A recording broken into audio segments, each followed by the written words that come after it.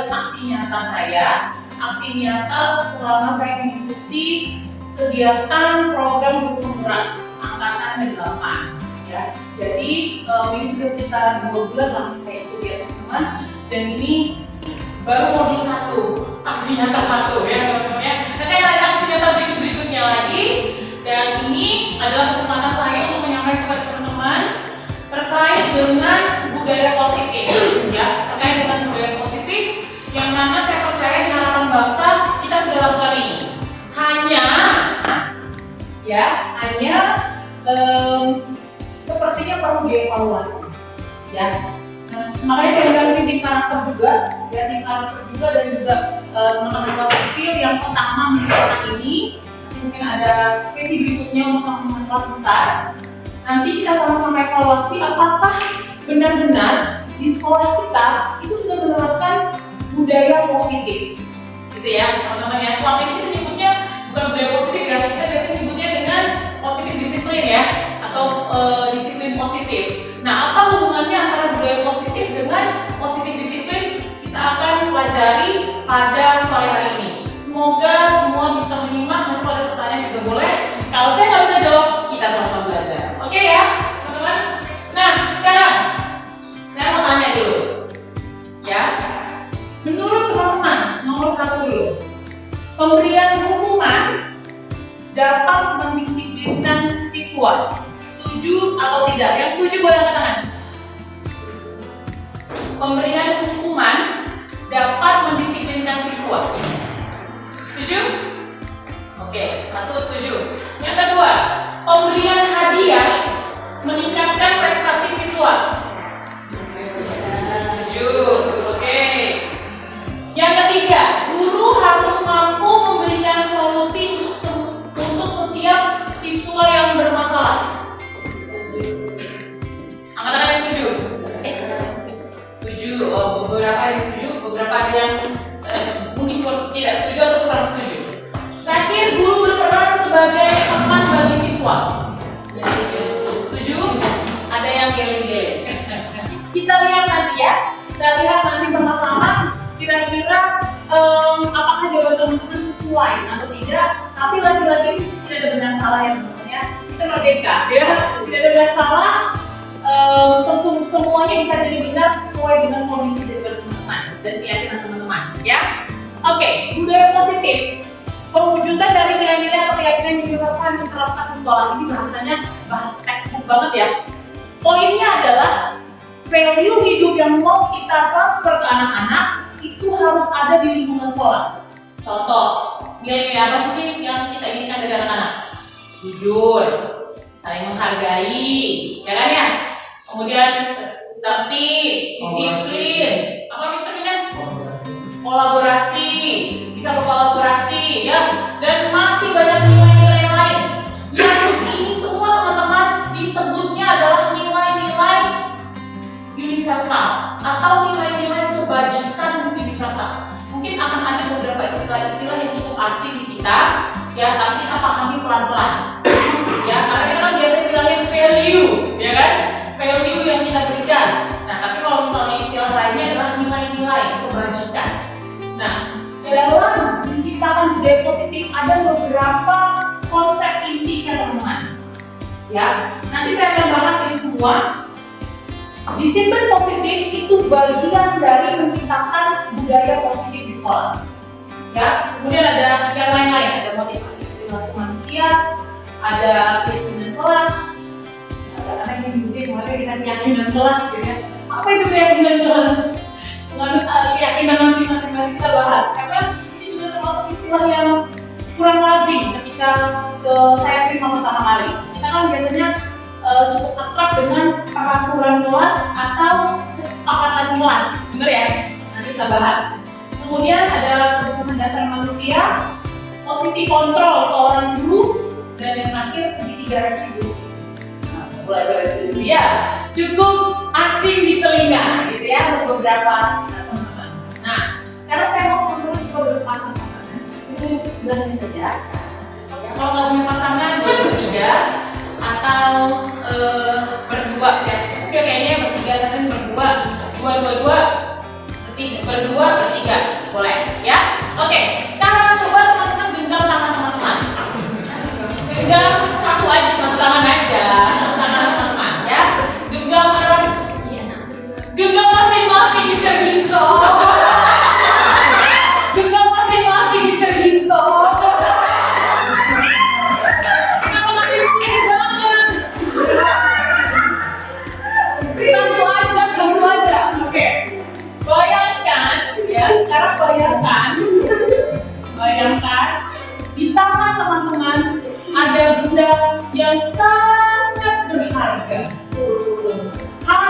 dijaga. Satu aja Mistian. Udah beragam cuma satu, jangan dua-duanya. Satu aja ya. Oke? Ya. Dan teman-teman tidak boleh melepaskan benda ini. Ya.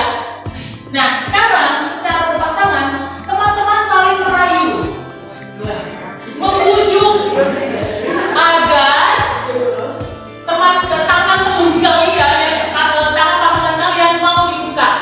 Jadi saling merayu, saling membujuk, saling menghardik juga boleh, menawarkan uang supaya dibuka juga boleh, atau rayuan lainnya. Ayo bukalah.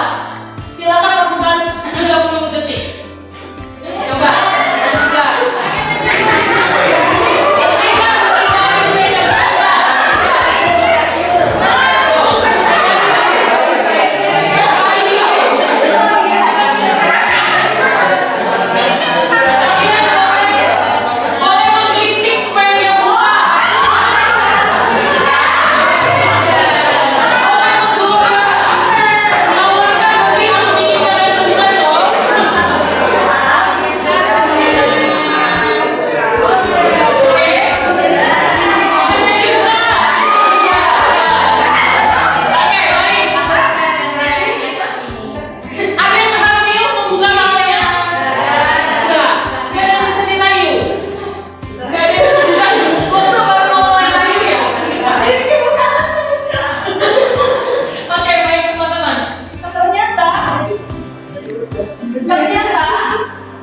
Di semua teman-teman di kelas ini gak ada yang buka ya? Iya, gak ada yang buka. Ada yang buka? Gak ada yang buka. Kira-kira kenapa? Berharga, dijaga, ya kan? Ya, pokoknya yang namanya tadi pesannya udah berharga, dijaga ya, gak akan dibuka. Siapa yang punya kontrol untuk membuka genggaman ini? Diri sendiri. Apakah orang lain bisa kontrol ini? Enggak. Kita punya posisi kontrol, benar nggak? Lantas apa bedanya kita dengan anak-anak? Sama, benar nggak? Anak-anak juga punya posisi kontrol. Bisa nggak dia dikontrol kita? Bisa, tapi mungkin butuh proses dan cukup lama. Karena apa yang bisa mengontrol, ya memegang kontrol terbuka atau tertutupnya kepala tangan kita adalah diri kita sendiri. Namun seringkali teori kontrol ini sering salah, teman-teman. Salah diartikan. Yang pertama, ada guru merasa bahwa kita bisa mengontrol murid dalam segala. Ya, jadi kita merasa berkuasa dan bisa mengontrol murid. Kita mempercayai penguatan yang positif, efektif dan bermanfaat selalu. Kata-kata positif selalu pasti bisa mengontrol murid. Lalu keyakinan yang hanya sebuah ilusi saja, kritik, kita merasa kritik itu bisa membuat karakter orang berubah. Ya, ada kala yang gitu ya, kritik dia supaya dia berubah. Dan terkadang kita merasa sebagai orang dewasa, kita punya hak untuk memaksa yang lebih muda dari kita, dari orang anak. Nah, ini adalah pemikiran yang salah, teman-teman. Dan pemikiran yang salah itu disebut dengan stimulus respon. Pendekatan stimulus respon. Yang mana ini cenderung reaksi terhadap rangsangan eksternal. Oke, mungkin agak membingungkan. Kita lihat tabelnya saja nih. Ya. Kita pernah merasa, ya mungkin bahkan sampai sekarang merasa bahwa kebutuhan kita ini sama. Ternyata kebutuhan kita beda-beda. Kita merasa semua orang melihat hal yang sama. Ternyata setiap orang punya gambaran yang berbeda-beda, termasuk murid-murid kita. Kita kadang merasa, harusnya ngerti dong apa yang saya sampaikan. Ternyata mereka nggak paham, mereka nggak ngerti. Karena lihatnya bisa jadi beda, perspektifnya bisa jadi beda. Ya, kemudian ternyata ya teman-teman, kita mencoba mengubah orang agar berpandangan sama seperti kita. Padahal kita harusnya berusaha memahami pandangan yang berbeda dari orang lain. Kadang-kadang perilaku buruk dilihat sebagai suatu kesalahan. Langsung kita judge dengan itu buruk. Padahal ini saya baru dapat banget. Semua perilaku punya tujuan. Termasuk perilaku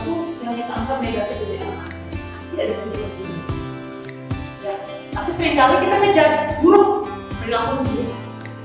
Orang lain bisa mengontrol saya, padahal sebenarnya Anda lah, kita lah yang kontrol diri. Ingat ya, Anda bebas. Biar bagaimanapun kita mendengar hal baik, tapi tetap kita yang kontrol diri kita untuk melakukan hal baik atau hal buruk. Pemaksaan ada pada saat bujukan, kolaborasi dan konsensus menciptakan pilihan baru ya, saya tidak maaf. Oke, nah ini nih. Kadang kita berpikir dengan menang atau kalah ketika kita berhadapan dengan orang lain. Berarti ketika kita lagi bermasalah dengan orang lain, berarti aku menang, kamu kalah, kita pendapat kita benar. Tapi teori kontrol itu berpikir menang dengan menang, win-win solution. Ya, mungkin agak masih sedikit abstrak karena banyak istilah-istilah yang baru mungkin kita dengar saat ini. Nah, disiplin positif yang tadi saya bilang, kita adalah menjalankan nilai-nilai kebajikan universal di sekolah, teman-teman.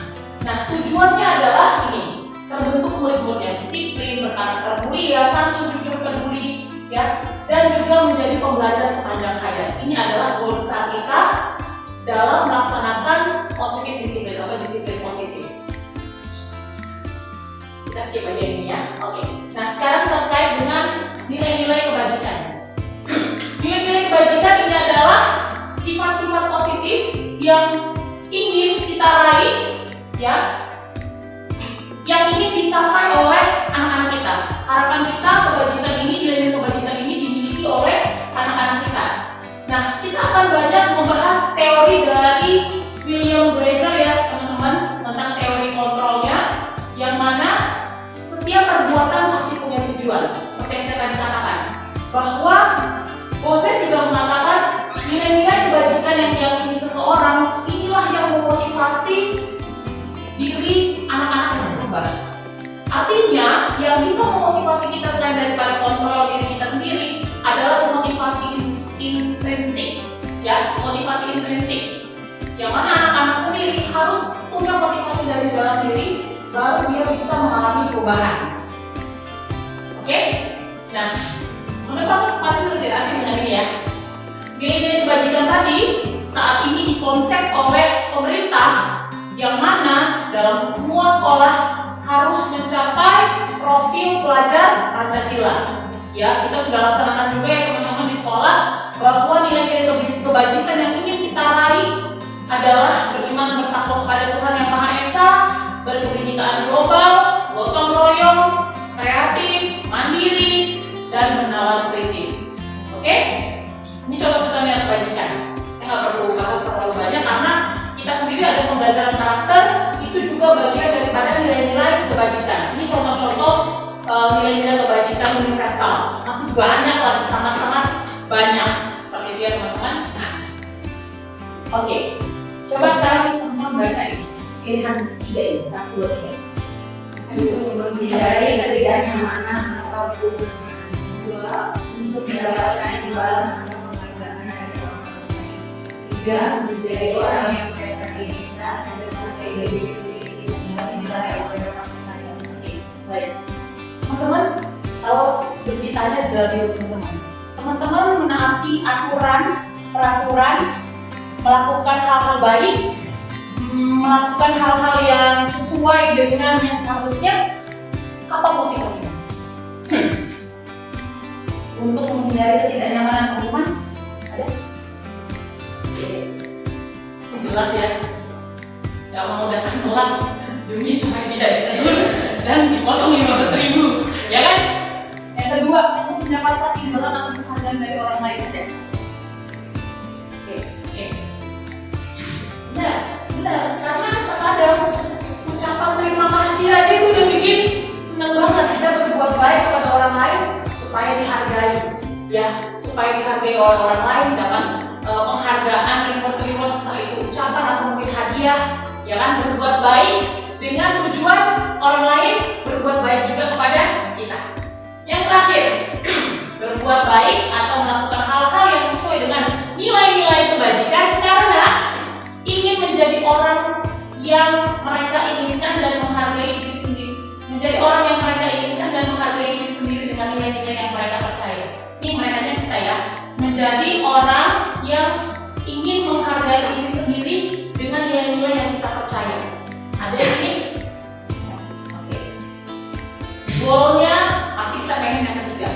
bahwa apa yang kita lakukan itu karena kita menghargai diri sendiri dan juga berdasarkan nilai-nilai yang kita yakini bahwa berbuat baik memang harus berbuat baik. Kita yakini itu memang yang harus kita lakukan tanpa embel-embel apapun.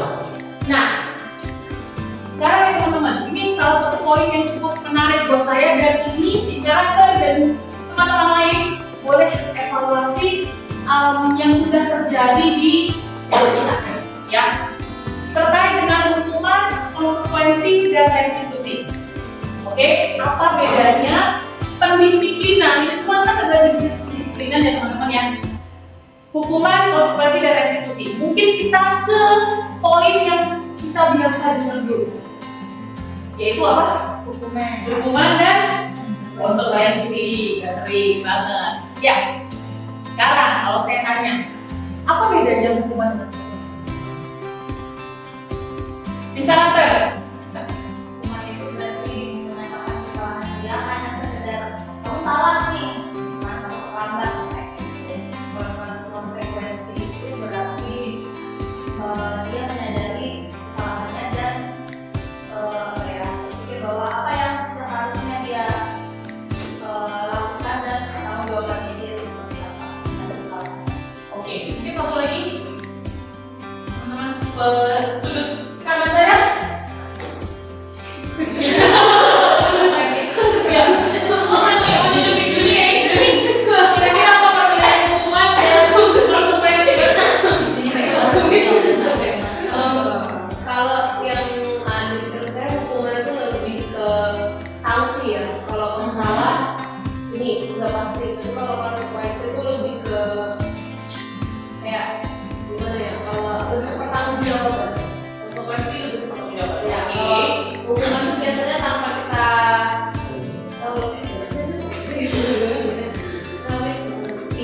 tipis. Oke, coba ya, kita sama-sama lihat ya. Oke, hukuman itu kan biasanya pasti satu arah ya teman-teman. Bener nggak? Pernah nggak hukuman didiskusikan? Jadi kira-kira apa nih hukuman yang cocok buatmu ya? Menurutmu apa? Nah ya, hukuman itu nggak didiskusikan. Dia satu arah. Jadi ketika kita memberikan hukuman kepada anak murid atau anak kita sendiri, itu pasti mereka tidak dilibatkan, ya kan? Hukuman itu seperti itu, satu arah, pihak kita saja, guru atau sekolah. Si murid hanya menerima, terima aja hukumannya, ya. Bisa berupa hukuman fisik, bisa psikis, ya, benar? Bisa fisik, bisa psikis, yang akan terluka, akan merasa disakiti, tersakiti akibat daripada hukuman tersebut. Entah itu hukuman yang dia harus melakukan sesuatu atau dari kata-kata kita. Oke teman-teman, hukuman. Lalu yang berikutnya konsekuensi. Nah ini teman-teman yang harus teman-teman ingat. Terencana, sudah disepakati, ya, sudah disepakati, sudah dibahas, disetujui oleh murid dan guru. Yang pada dasarnya konsekuensi seperti ini. Kita udah sama-sama setuju antara murid dan guru, kemudian umumnya dibuat oleh pihak sekolah, tapi murid sudah diinformasikan sebelumnya, ya. Walaupun biasanya pada pelaksanaannya sekolah buat guru nih, tapi disampingkan kepada anak-anak.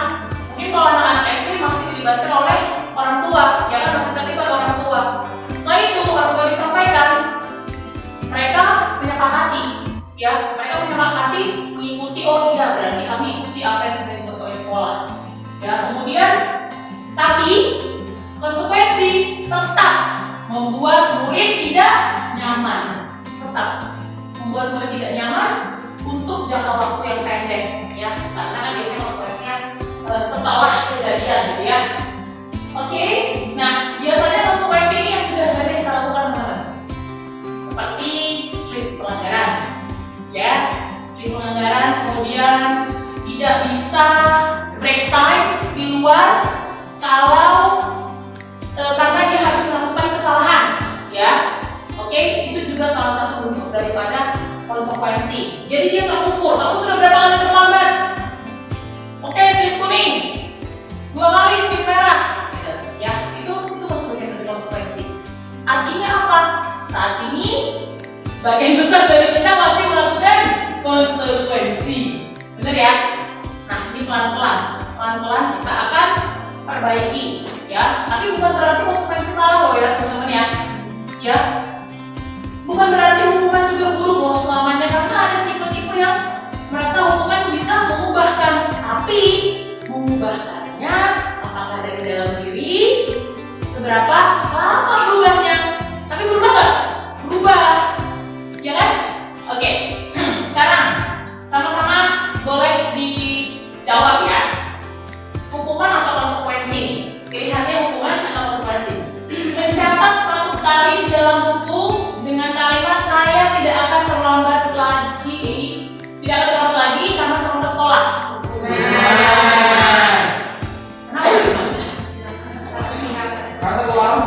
Kenapa? Oke. Lari mengelilingi lapangan basket 2 kali karena terlambat hadir di sekolah. Nah, nggak nyambung ya. Dia kesalahannya terlambat, tapi di bukunya lari. Membersihkan coretan yang dibuatnya di meja tulis. Ya, konsekuensi dari apa yang dia lakukan. Murid diminta untuk push up 15 kali karena tidak menggunakan masker di sekolah. Semua ya. Oke. Menggantikan kertas tugas teman yang telah dicoret-coret. Konsekuensi. Oke. Membersihkan tumpahan air di meja tulis karena tersenggol pada saat belajar. Konsekuensi. Kehilangan 10 menit jam istirahat untuk mengerjakan tugas karena terlambat datang dan tertinggal pelajaran selama 10 menit. Konsekuensi. Ya. Poinnya teman-teman sudah paham antara hukuman dan konsekuensi. Sekarang kita ke yang ketiga tadi. Apa tadi ketiga? Restitusi. Nah, biasanya kan yang satu kurang baik, yang kedua cukup baik, yang ketiga sangat baik ya, berarti baik ya. Nah, berarti yang ketiga ini adalah hal yang baik. Boleh teman-teman simak, nanti kita bahas jika memang ada pertanyaan ya. Oke? Nah, program pendisiplinan dengan cara restitusi. Oke? Menurut dosen, mungkin bisa baca teorinya, itu restitusi adalah menciptakan kondisi bagi murid untuk memperbaiki kesalahan mereka sehingga mereka bisa kembali pada kelompok mereka dengan karakter yang lebih kuat. Itu menurut dosen. Kalau menurut Chelson dosen, restitusi merupakan proses kolaboratif yang mengajarkan murid untuk mencari solusi untuk masalah mereka, membantu murid berpikir tentang mereka mau jadi seperti apa nanti, yang mau jadi orang seperti apa yang mereka inginkan, dan bagaimana mereka harus memperlakukan orang lain. Miss, kalau dilihat dari teorinya, kita udah lakukan kok ya, beberapa kali ya. Beberapa kali kita udah lakukan, hanya mungkin namanya aja kita nggak tahu kalau kita itu restitusi, dan mungkin langkah-langkahnya mungkin yang agak sedikit berbeda atau acak daripada yang ada di teori ya. Saya yakin kalau sudah pada lakukan gitu. Nah, restitusi itu bukan menebus kesalahan ya seperti hukuman, tapi bagaimana belajar dari kesalahan. Namanya restitusi.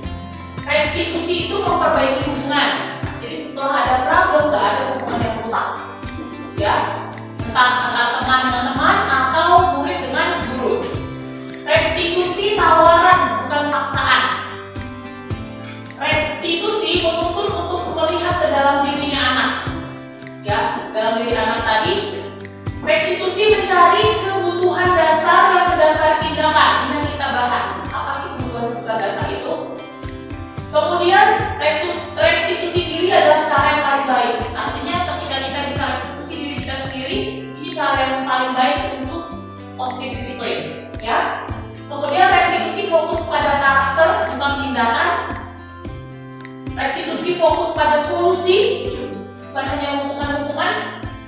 Nah, ini dia. Restitusi mengembalikan murid yang berbuat salah kepada kelompoknya sehingga dia tidak dijauhi ketika ketika setelah berbuat salah ya. Kadang-kadang kan dijudge, bahkan dijauhi seperti itu. Ini beberapa poin dari pendisiplinan restitusi. Oke, ini itu banget ya, saya cuma compare di sini ya teman-teman antara hukuman, konsekuensi, dan restitusi. Nah, dalam restitusi ini teman-teman, ada yaitu tadi konsep inti lain yang harus kita pelajari. Nanti kita praktek ya, nanti lihat prakteknya ya. Bagaimana bagaimana melakukan proses restitusi pada siswa. Nanti saya gunakan beberapa video. Tapi ada satu lagi juga yang harus kita tahu ya teman-teman, yaitu tentang keyakinan kelas. Nah, apa ini keyakinan kelas?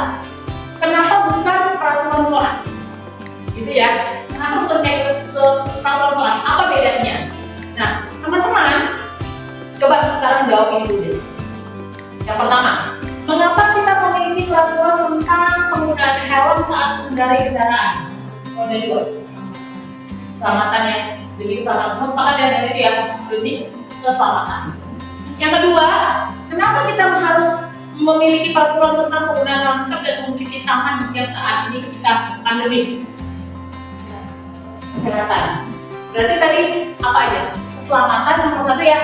Yang kedua, kesehatan. Keselamatan dan kesehatan itulah nilai-nilai kebajikan. Ya. Jadi nilai keselamatan, kesehatan ini yang disebut keyakinan, yaitu suatu nilai kebajikan. Kita yakin dengan pakai helm kita menjaga keselamatan. Dengan pakai masker dan cuci tangan waktu pandemi kita menjaga kesehatan. Kita yakin gak dengan itu? Ada keyakinan dalam diri, benar gak?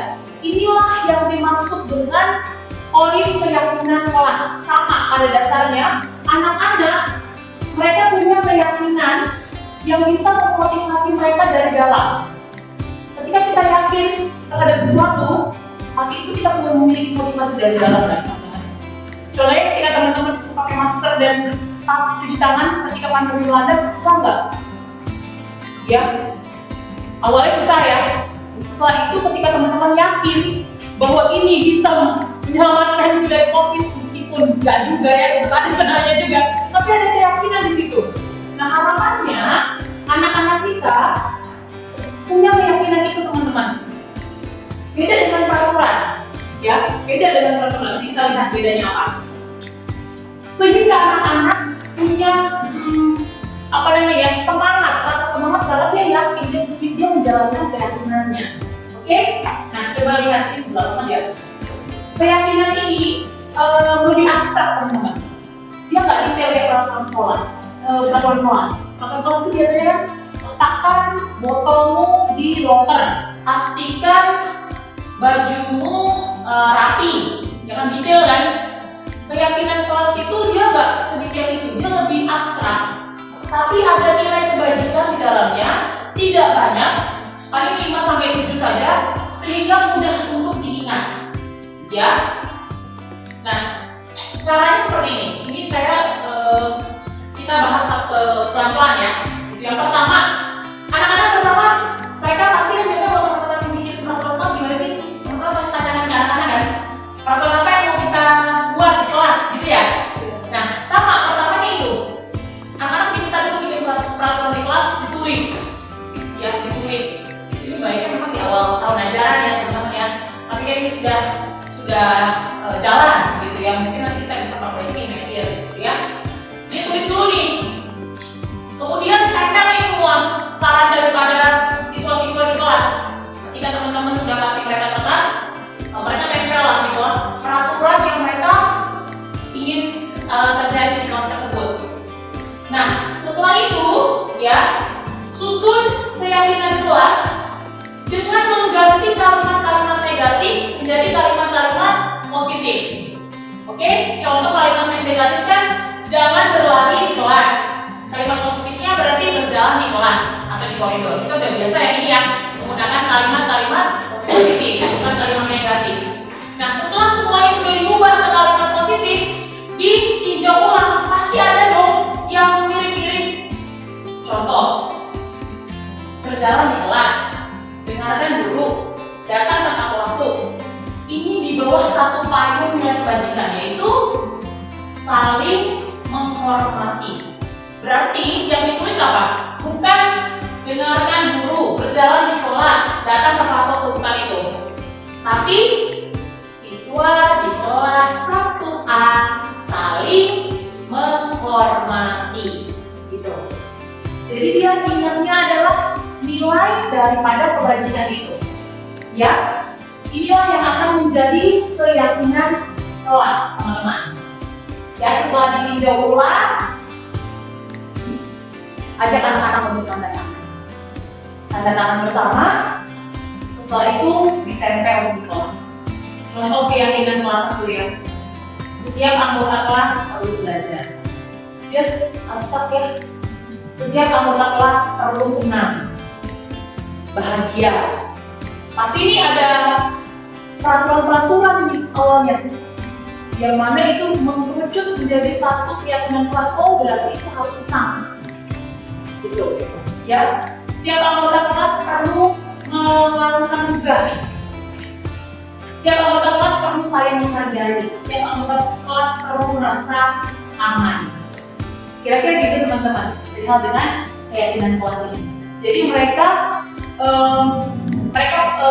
punya belief ya, berarti ya, punya keyakinan bahwa aku di kelas harus begini atau begitu. Yang isinya adalah nilai-nilai kebajikan ini.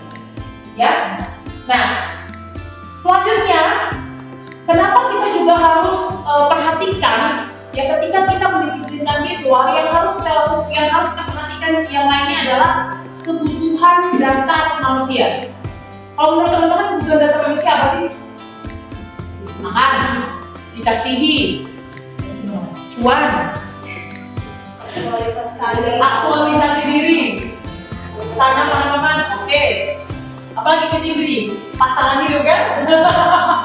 Oke, ya, semua yang teman-teman sampaikan itu masuk ke dalam kebutuhan dasar manusia, ya. Nah, sekarang coba lihat kasus ini. Coba lihat kasus ya.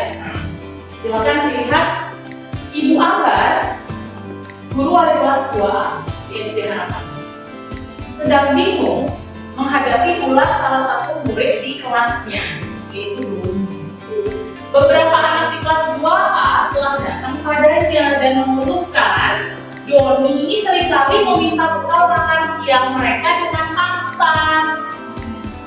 Jika teman-teman menghadapi situasi seperti ini, seperti Ibu Angga ini, apa yang akan teman-teman lakukan? Kira-kira kalau menurut asumsi teman-teman, kenapa Doni melakukan ini? Bisa gitu? Coba Mr. Vito. Kalau Mr. Vito di posisi Ibu Ambar, kira-kira apa yang akan Mr. Vito lakukan kepada Doni? Yang pertama bisa menanyakan kepada anak itu,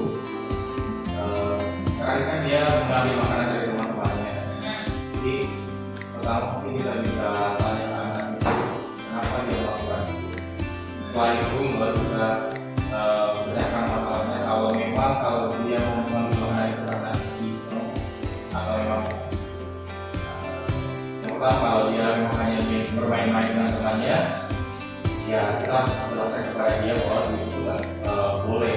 Yang lain kalau makanan itu kan baru bisa bermainkan. Sama seperti nanti ya misalnya bermainkan. Kemudian kedua, kalau dia melakukan itu karena hanya ingin mencari perhatian dari teman-temannya, sama juga dengan permasalahan yang pertama, kita nggak boleh mencari perhatian dengan cara yang negatif atau yang salah. luar biasa ya Mr. Vito ya.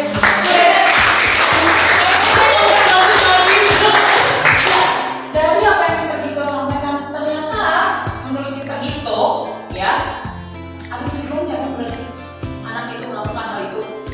Benar nggak? Tadi iseng, tujuannya itu iseng. Yang kedua bisa jadi karena cari perhatian. Iseng dan cari perhatian ini masuk ke dalam 5 kebutuhan dasar manusia. Kita bahas. Ini saya gambarkan dalam bentuk diagram seperti ini ya teman-teman ya. Jadi ada 5 yang pertama bertahan hidup, kemudian kasih sayang dan rasa diterima, penguasaan, kesenangan, kebebasan. Kalau berdasarkan kata ini, 5 kata ini, kira-kira kalau iseng itu masuk ke kebutuhan yang mana? Kebahagiaan bisa, kesenangan ya,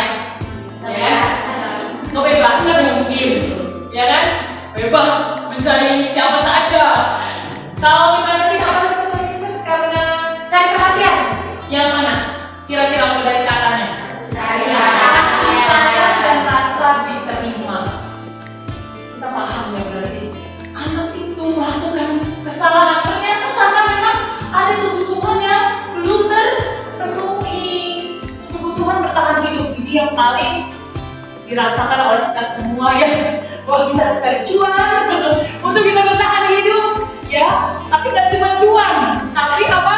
Kesehatan ya. Gak cuma rumah, makanan, pakaian, gak cuma kebutuhan biologis ya, tapi ada rasa aman juga. Oke, ada rasa aman, ini semua butuh.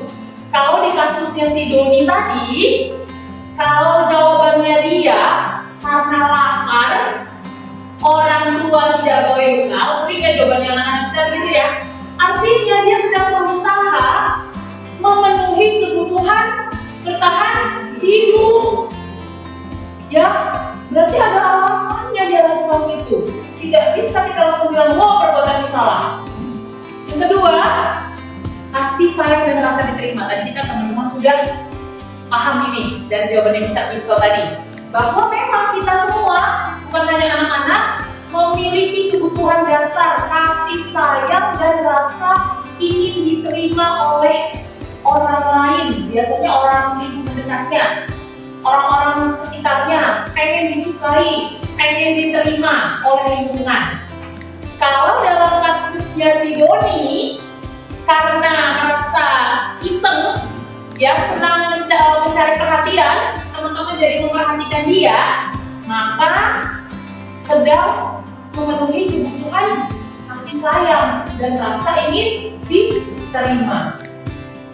Kebutuhan penguasaan, pengakuan atas kemampuan dirinya. Ya, kadang-kadang kita pengen diakui atas apa yang sudah kita lakukan, atas apa yang sudah kita anggap berhasil kita perbuat bagi orang lain. Nih, ketika kita mencapai sesuatu, ketika kita kompeten, terampil, diakui atas prestasi, didengarkan, memiliki rasa harga diri, itu adalah bagian dari kebutuhan pengakuan atas kemampuan. Kalau di dalam kasus Doni, kalau dia merasa hebat karena temennya jadi takut, ya kan dia ngambilin makanan kita suka, jadi takut nih. Artinya ada kebutuhan dasar terkait dengan kekuasaan. Ya, dia mau menguasai teman-temannya. Bisa jadi begitu kan jawabannya, bisa jadi seperti itu. Kebebasan, ya, kebutuhan akan pilihan. Dia mau mencoba hal baru yang menarik, kebutuhan dia mau mandiri, ya, dia pengen mengendalikan hidup seseorang, kadang-kadang dia begini, dia pengen ngatur-ngatur orang. Itu kebebasan, kebutuhan akan pilihan, ya. Kalau jawabannya Doni bilang merasa bosan dengan bekal makanan yang dibawakan ibunya dengan menu yang sama, maka yang dia ingin penuhi adalah kebebasan untuk memenuhi kebutuhannya, yaitu kebebasan. Nah, ini tadi ya, kesenangan ya, semua berhak bahagia, ya, termasuk anak-anak kita. Pasti mereka mencari cara untuk memenuhi kebutuhan senangnya itu, ya, untuk memenuhi kebutuhan merasa senang. Nah, ini katanya si Glaser, kebutuhan akan kesenangan, menghubungkan antara kebutuhan dengan kesenangan belajar. Ya, kalau dia merasa senang, dia bisa saja senang juga untuk belajar bersama teman-teman di kelas.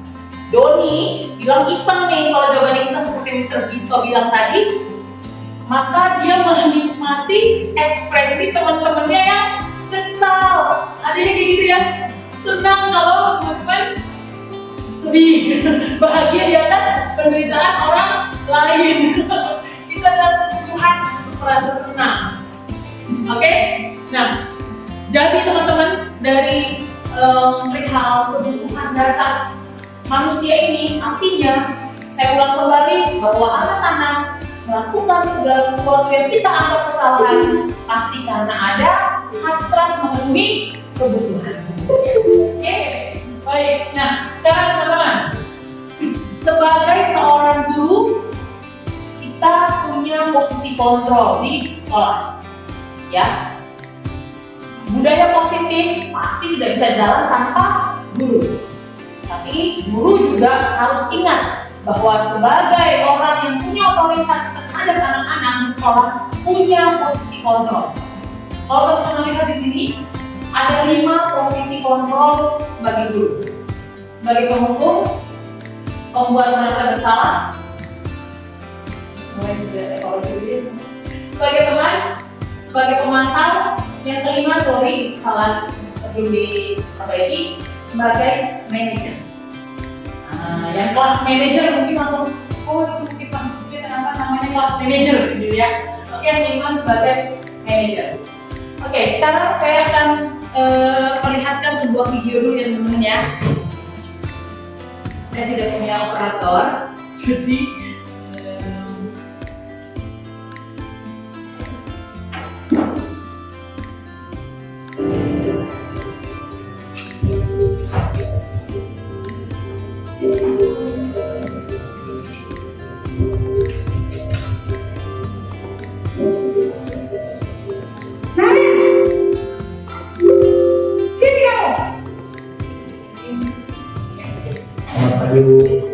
selalu terlambat. Kamu deh pasti terlambat. Maaf Bu, saya Apa coba? Alasan kamu apa lagi? Kapan sih kamu tidak terlambat? Malas sekali ya kamu jadi anak. saya Dasar pemalas. Gak kapok-kapok sih kamu. Sudah berapa kali terlambat? Sana, kamu keliling lapangan basket 2 kali. kenapa saya harus keliling lapangan basket Bu? Kenapa? Kamu melawan ibu? Berani-beraninya jawab. Sudah terlambat, masih berani jawab pula. Sekarang, keliling lapangan basket 5 kali sekalian. Biar kapok. Cepat, pergi sana ke lapangan basket.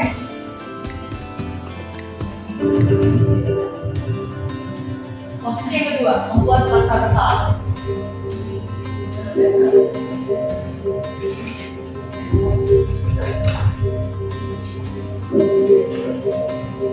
Naren!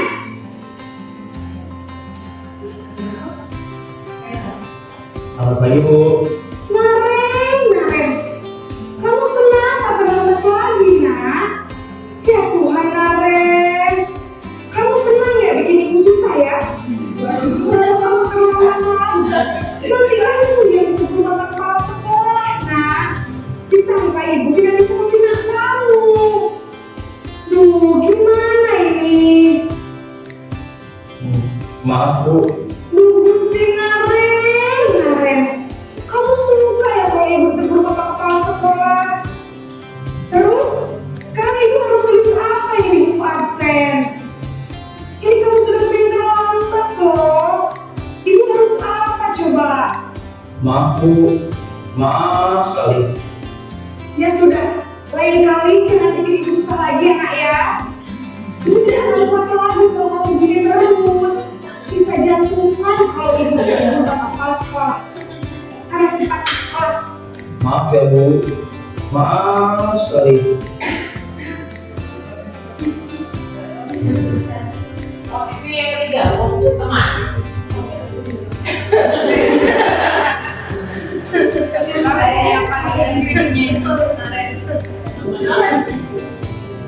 Naren,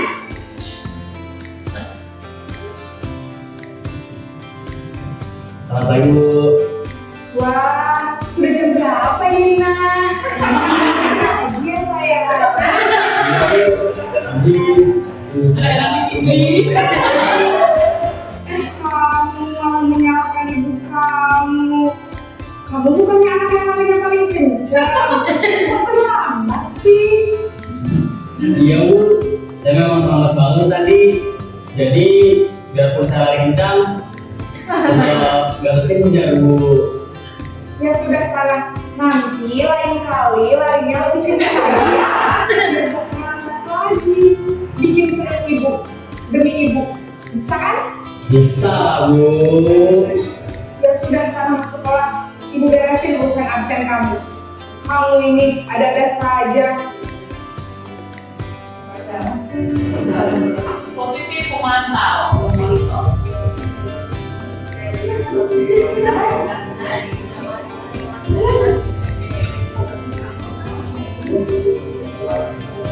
Naren,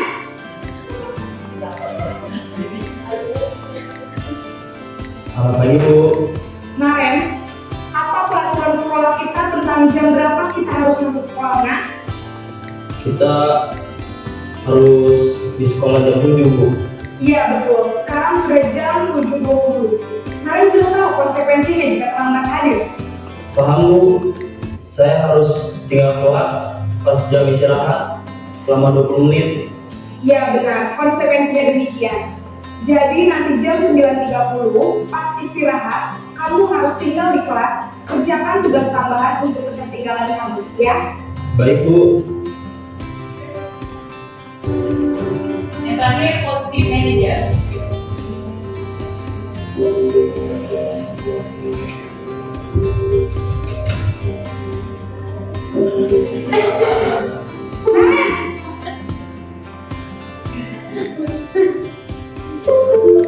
Selamat pagi Bu.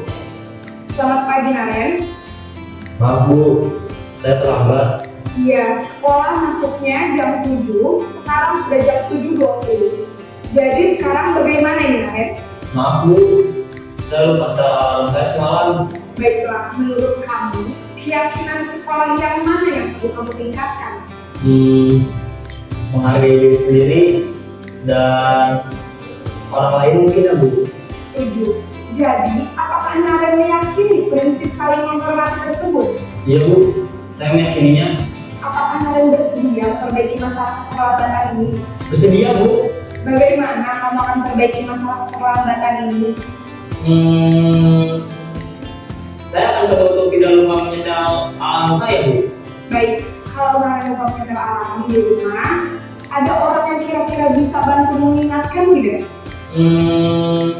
Ada Bu, kakak saya, Kak Emma. Ada lagi selain Kak Emma? Selain Kak Emma, ada ibu saya. Baik, jadi yang mengingatkan Naren adalah Kak Emma dan ibu kalian.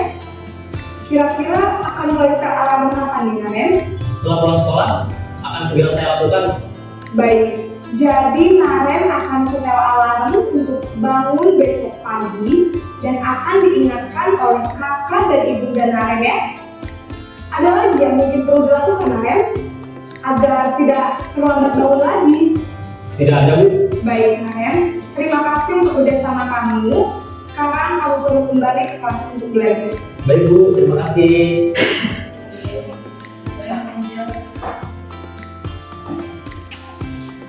Ya, oke. Tadi teman-teman sudah lihat contoh daripada 5 posisi kontrol dulu ya teman-teman ya. Mungkin tadi ngeliatnya sambil evaluasi diri ya. Yang mana, saya yang mana. Ya, tapi saya yakin kita sudah menjadi manajer bagi anak-anak. Hanya mungkin frekuensinya tidak sering ya, karena kita terikat dengan konsekuensi yang sudah ditetapkan ya teman-teman. Nah, kalau saya perjelas sedikit, kalau penghukum ya, ini pasti dia kasar ya, melukai anak-anak. Kemudian hasilnya pasti murid juga marah, dendam, bisa jadi agresif, bisa jadi, dan akan susah untuk duduk diam, bisa jadi melakukan kesalahan lagi ya, karena pemberian hukuman itu biasanya awas, patuhi aturan gitu ya, kamu selalu saja salah seperti ibunya ibu tadi gitu ya di video yang baru kita nonton. Kalau membuat rasa bersalah, nah ini juga nggak ada lain nih, saya nggak lakukan ke murid tapi ke anak saya ya. Kadang-kadang kita suka merasa bahwa lembut kata-katanya, lembut, tidak kencang gitu kan ya, tapi kalimat di dalamnya ada unsur yang membuat anak jadinya merasa bersalah dan akhirnya menyalahkan dirinya, dan ya akhirnya nggak semangat lagi untuk bergairah untuk belajar di hari itu gitu. Karena apa? Ini demi ibu gitu ya, gimana coba kalau berbuat begini lagi, apalagi kalau ember-ember nanti ditegur oleh kepala sekolah, coba nggak ya. Oke, nah lebih kelihatan musuh, tetap dekat dengan anak demi harapannya mengambil hati anak, tapi ternyata tujuannya salah ya. Anak-anak merasa gagal. Oh berarti ibu tuh gak bahagia, mama tuh gak bahagia, kalau gak bahagia nih dengan sikapku ya. Kadang-kadang ini justru lebih berbahaya teman-teman daripada sikap penghukum. karena biasanya mendem masuk sampai ke dalam hati. Kalau pemukul kan dia langsung kreatif ya, langsung berekspresif gitu ketika menerima hukuman dari gurunya. Tapi kalau ini dikatakan dengan lembut tapi cucuk gitu ya, tapi cucuk biasanya lebih ke kena sampai psikologisnya. Jadi kalau numpuk bisa jadi meledak ya, atau malah cenderung menyakiti diri sendiri ya. Oke? Kalau sebagai teman, sebagai teman ya, kelemahannya ya sebenarnya baik kita kepada anak-anak sebagai teman ya, apalagi kalau misalnya kelas-kelas atas ya menjadi teman seperti itu. Tapi ketika kita berusaha dekat dengan anak, dia akan ketergantungan dengan kita. Ya, ketika nanti menghadapi guru yang lainnya milih-milih guru, ya favorit teacher itu Mr. Gifto, dia nggak mau Mr. Bintang. Karena my good friend, bestie, Mr. Gifto, gitu. Ya, akhirnya susah dengan yang lain, gitu ya. Oke? Nah, hasilnya adalah yaitu tadi murid tersebut hanya mengandalkan guru itu aja untuk membantunya. Ya, akibatnya posisi teman ini hanya anaknya mau disuruh atau melakukan sesuatu jika guru tersebut yang memberikan, ya. Oke? Nah, kemudian ini posisi pemantau, ya. Ini kebanyakan di kita juga posisi pemantau. Itu tadi kita menjelaskan peraturannya apa, konsekuensinya sudah tahu kan apa, gitu kan ya. Jadi kamu harus mendapatkan ini, ya. Kita berikan konsekuensi, posisi guru mengontrol. Tidak hanya sekedar memberikan konsekuensi, tapi kita controlling, kita pantau, ya. Ini juga baik, ternyata. Tapi ada yang lebih baik lagi, yang mana ini semua harus dicapai oleh seluruh guru, termasuk guru di harapan bangsa, yaitu sebagai manajer, ya, sebagai manajer kepada anak-anak kita. Jadi yang mana guru bersama dengan murid mempersilahkan murid mempertanggungjawabkan perilakunya, tidak hanya sekedar ngasih konsekuensi atau hukuman. Mendukung murid supaya bisa menemukan solusinya. Ya tadi dari contoh si Naren itu ya, dia cari solusi sendiri. Tapi di situ kan anak SMA ya, makanya dia paham apa yang harus dilakukan. Nanti ada contoh sama anak kelas 2 ya. Kemudian manajer ini, nah ini dia memiliki keterampilan, dia bisa jadi teman, ya, dia bisa jadi pemantau juga. Jadi dia nggak terus-terusan, bisa sewaktu-waktu dia menggunakan kedua posisi tersebut bila diperlukan, gitu, ya. Oke, ya. Nah, jadi teman-teman, posisi manajer tadi menggunakan prinsip pendisiplinan secara restitusi, ya, secara restitusi, yang mana tujuannya murid harus bisa restitusi dirinya sendiri. Poinnya itu kita menjadi manajer supaya anak-anak bisa menjadi manajer bagi dirinya sendiri, ya. Oke, nah kita analisis dulu kebutuhannya. Kita harus tahu kebutuhannya dulu. Kemudian harapannya anak-anak juga mengerti kebutuhan orang lain, bukan urusan konsekuensinya, tapi bagaimana murid memperbaiki kesalahan yang ada, berkolaborasi dengan kita. Kita bantu sampai dia paham, apalagi anak SD ya, semudah itu dia langsung ngeh dengan kesalahan-kesalahannya dia. Jadi harus ada kolaborasi dengan guru, ya. Nah ini biasanya kata-kata seorang manajer. Apa yang kita yakini? Jika kamu yakininya, apakah kamu bersedia untuk memperbaikinya? Kalau biasanya kalimatnya kita nggak pakai keyakinan ya. Ya, kalau berhasil tahu itu salah, berhasil tahu yang benar seperti apa. Kira-kira gimana ya cara memperbaikinya? Tapi kita belum gagal ya. Ya itu lain lagi ya. Kita harus tenangkan namanya dulu kalau yang posisi yang tadi ya. Oke, ya. Apa rencana kamu untuk memperbaikinya? Mungkin ini bahasanya bisa disederhanakan kalau anak-anak kita yang kelas kecil ya teman-teman. Oke. Nah, posisi manajer ini tadi kita udah bahas juga, bukan untuk mengatur perilaku anak-anak, tapi membimbing anak-anak untuk mengatur dirinya. Bukan mengatur mereka untuk membimbing diri, mungkin awalnya itu ya, tapi pelan-pelan mereka bisa mengatur dirinya sendiri. Ya, bukan memisahkan murid yang berbuat salah dari kelompoknya, tapi mengembalikan mereka ke kelompoknya. Ya, kemudian, nah ini nada suaranya tulus, latihan punya dada yang tulus, kemudian bahasa tubuh tidak kaku dan ya. Oke. Nah, teman-teman perlu disadari bahwa posisi manajer adalah posisi yang ingin kita raih sebagai seorang guru, yang mana anak-anak menjadi harapannya dengan kita sebagai manajer anak-anak mandiri, merdeka, bertanggung jawab, dan memiliki nilai kebajikan seperti yang kita harapkan ya, value-value yang kita tanamkan yang baik mereka bisa diikuti tujuannya. Nah, ini contohnya kalimatnya tadi kita lihat di videonya ya, secara tertulisnya seperti itu kira-kira, saya nggak usah prakteknya gitu ya. Nah, tadi kan kita udah memahami bahwa ada pendisiplinan dengan cara restitusi. Nah, restitusi ini punya langkah-langkah, teman-teman. Punya langkah-langkah yang memang bisa kita ikuti, tapi bisa jadi langkahnya berputar-putar juga, gitu. Ya karena nggak mungkin bisa restitusi anak-anak dari kayaknya juga urutannya salah urutan gitu ya. Bisa, tapi ini secara teori urutannya seperti itu, teman-teman. Nah, jadi segitiga restitusi itu, wah, ini saya udah terus. Oke, tapi saya lupa masukkan video segitiga aja ya. Jadi ada gambar segitiga ya teman-teman, yang mana di dalam segitiga itu maksudnya adalah 3 hal yang ada 3 hal. Yang pertama menstabilkan identitas, di sini tulisannya gitu ya. Menstabilkan identitas, kemudian ada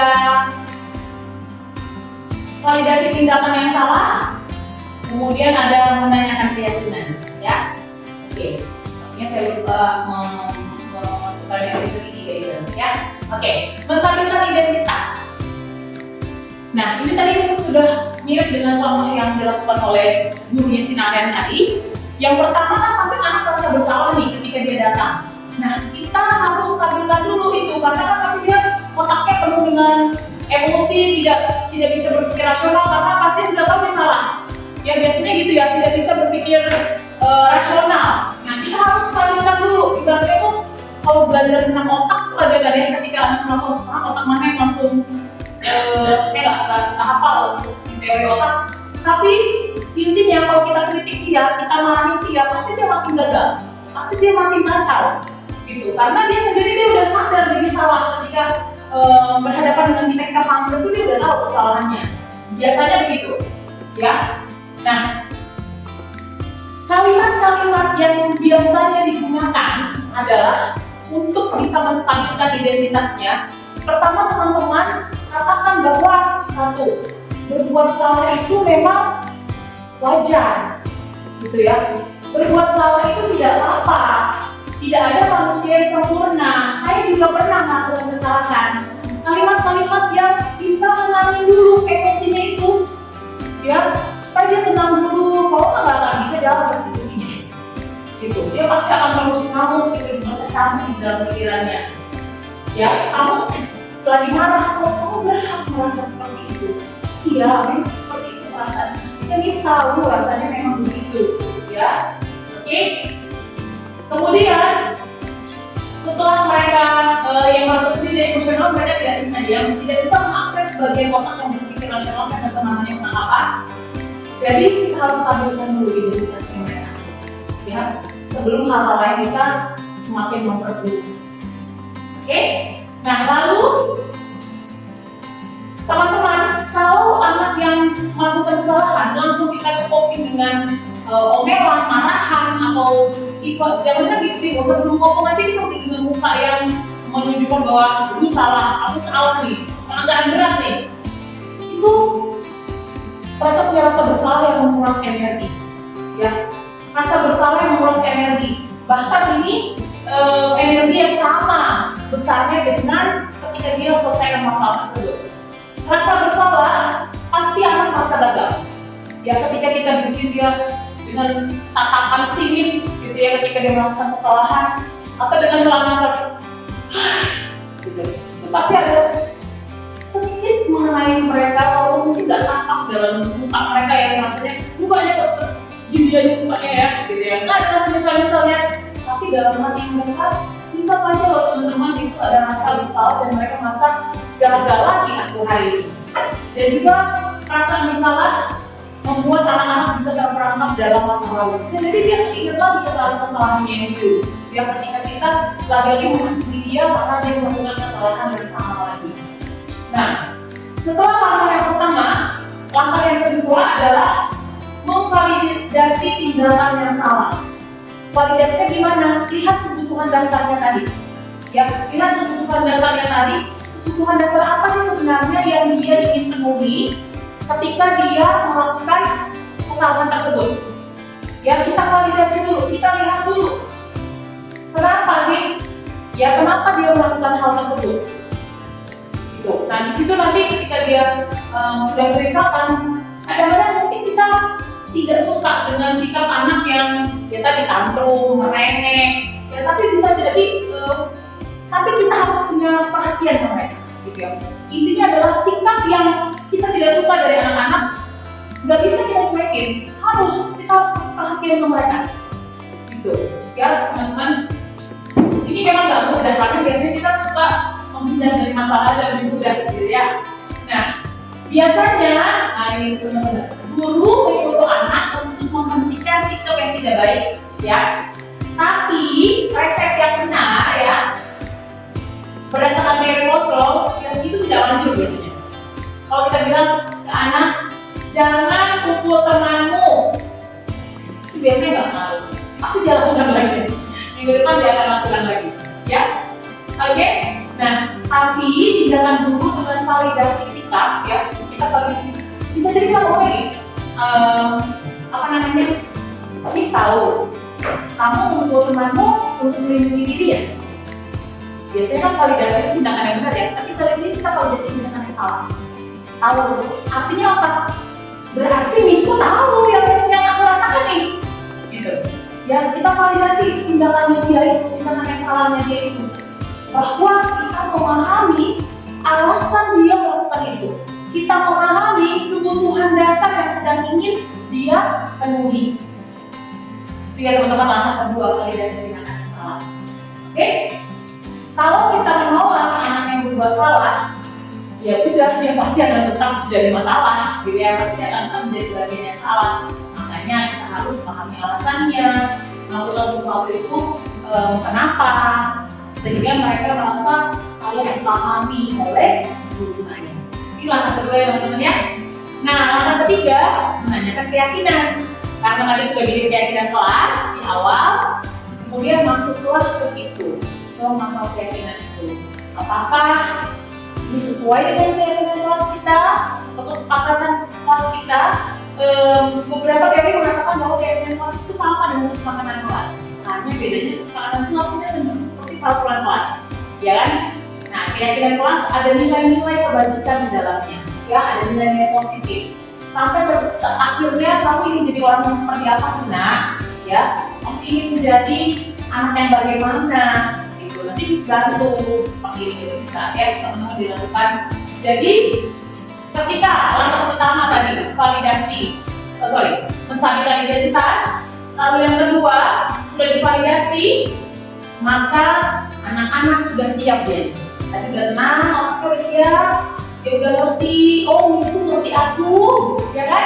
Dia udah tahu bahwa oh dia itu ternyata salah, Missku memahamiku, Misterku memahamiku, baru dia bisa masuk ke tahap yang ketiga, yaitu menanamkan value, ya kan? Menanamkan nilai-nilai kebajikan yang ingin diraih, ya. Gitu ya teman-teman ya. Ini reminder bagi kita. Saya tahu teman-teman sudah lakukan ini, gitu. Tapi ini mengingatkan lagi bahwa kita jangan sampai skip langkah 1 dan langkah 2 karena percuma kalau kita langsung masukkan value ketika dia sedang tidak tenang, lagi marah dan emosi. Kita tenang dulu, stabilkan dulu, ya, stabilkan dulu, ya. Oke. Murid-murid tidak tahu bagaimana cara menjadi orang sukses dan bertanggung jawab. Apalagi kita anak-anak kelas kecil teman-teman. Ya, kebanyakan kamu nggak tahu gimana caranya sukses dan bertanggung jawab. Tapi ketika kita coba jadi anak yang sukses, mau main anak yang bertanggung jawab, mau, tapi nggak tahu caranya. Berarti butuh siapa? Butuh kita, si kontroler. Ya, kita butuh, mereka butuh kita. Kita bisa bantu dengan pertanyaan-pertanyaan atau mungkin dengan edukasi lainnya.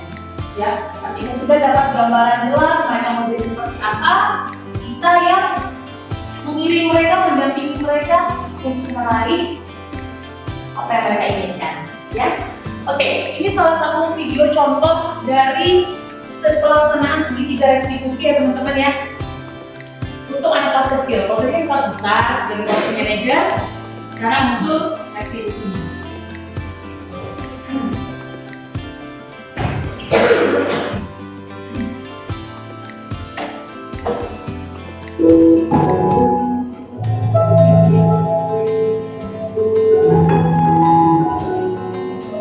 Ini kasusnya ya.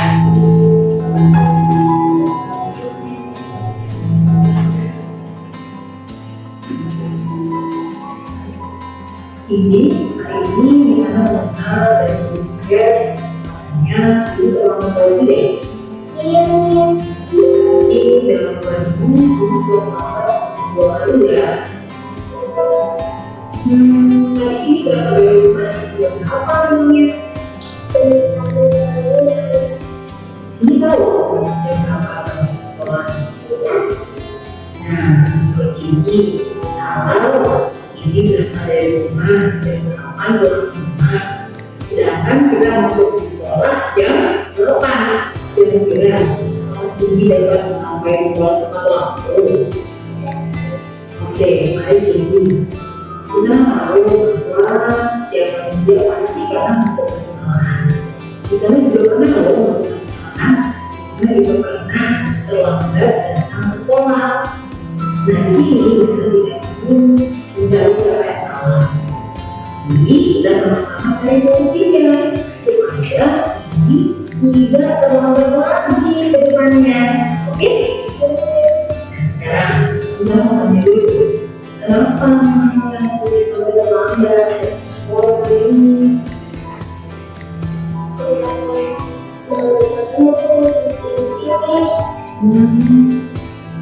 mungkinnya sampai mana? Terus tidurnya? Oh, ini mau apakah ini sudah ditaruh? Ini?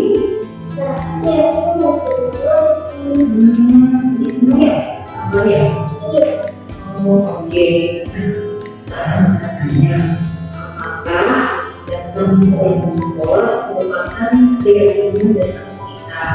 Nah, ini juga apa yang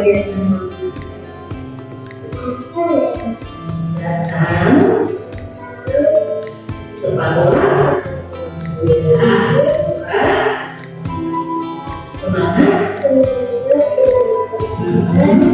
ya, menjaga. Nah, jadi ingat ya, apa yang kamu lakukan berkarya supaya ini tetap bisa melakukan keinginan kita.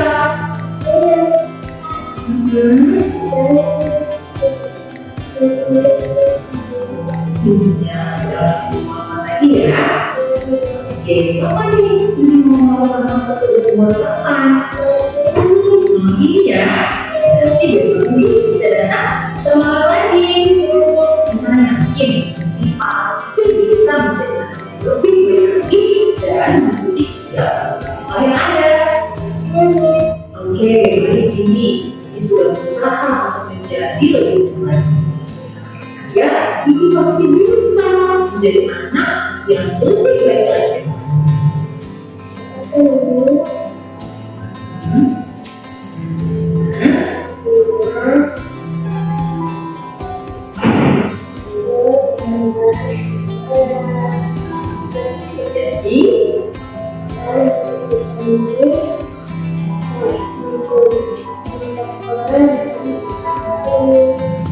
Oke, terima kasih Didi.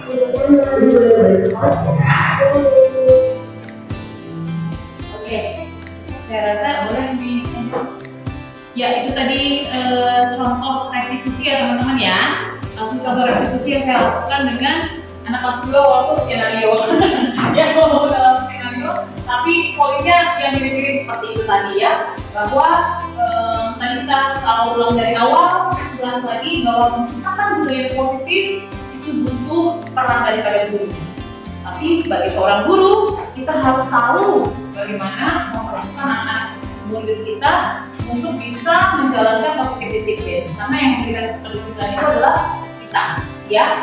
Dengan catatan yang pertama, lihat dulu kebutuhan dasarnya, ya. Kebutuhan dasarnya apa? Lalu yang kedua, kita berusaha dan berjuang menjadi seorang manajer di kelas kita.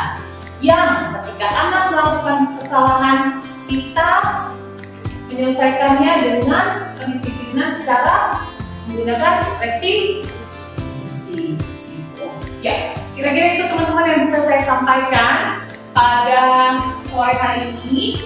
Ya, semoga ada yang bisa teman-teman terima dengan baik dan juga bisa kita terapkan sama-sama. Saya juga dari sekolah juga pasti evaluasi terus-menerus ya teman-teman ya. Untuk masalah pendisiplinan di sekolah kita juga, bagaimana kolaborasi antara restitusi dengan konsekuensi, ya, bagaimana guru bisa jadi manajer, nanti terkadang dia bisa jadi teman dan juga dia bisa jadi pemantau. Nah, itu kita sama-sama belajar dan terapkan di sekolah. Oke?